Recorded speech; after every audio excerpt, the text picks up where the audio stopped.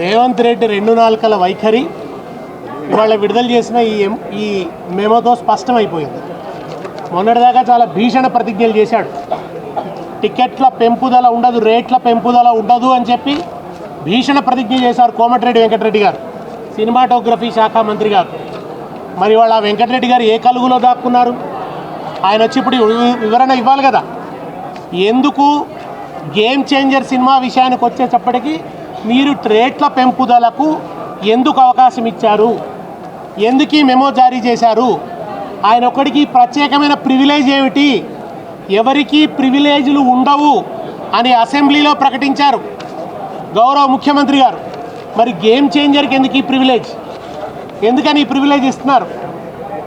నిజానికి దిల్ రాజు అని ఆయన ఎప్పుడు కూడా తెలంగాణ ఉద్యమంలో కలిసి వచ్చిన వ్యక్తి కాదు. ఆయన ఏ ఒక్కరోజు కూడా తెలంగాణ ప్రజలకు అండదండగా నిలబడ్డ వ్యక్తి కాదు. ఆయన కూడా నిజామాబాద్లో మాట్లాడుతూ తెలంగాణ కల్చర్ను అవమానించాడు. ఆయనకు ఆంధ్రాలో సినిమాలు విడుదల చేస్తే వైబ్ ఉంటుందట, తెలంగాణలో విడుదల చేస్తే వైబ్ ఉంటలేదట.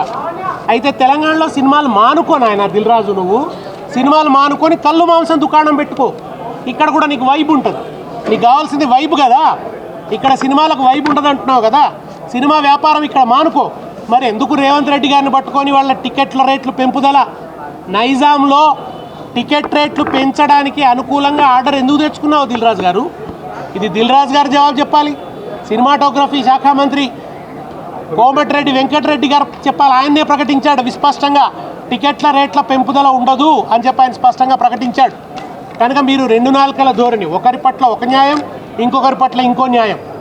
ఒకవైపు పేద ప్రజల జేబులు లూటీ చేయొద్దు అన్నాడు రేవంత్ రెడ్డి, సినిమాలు విడుదలైతే టికెట్ల రేట్లు పెంచి జేబులు లూటీ చేయొద్దని మాట్లాడారు, పేద ప్రజలు నష్టపోతున్నారని మాట్లాడారు. ఇన్ని మాటలు మాట్లాడి ఎందుకు ఇప్పుడు నాలుక మరలేసినారు అంటే, ఈయన పూటకొక మాట మాట్లాడతాడు, ఒక్కో సందర్భంలో ఒక్కో మాట మాట్లాడతాడు. ఈయనకి దేని మీద కూడా ఒక స్టాండ్ అంటూ ఉండదు. నిజాయితీ లేని మంత్రి అనడానికి ఇంతకంటే పెద్ద సాక్ష్యం అవసరం లేదు.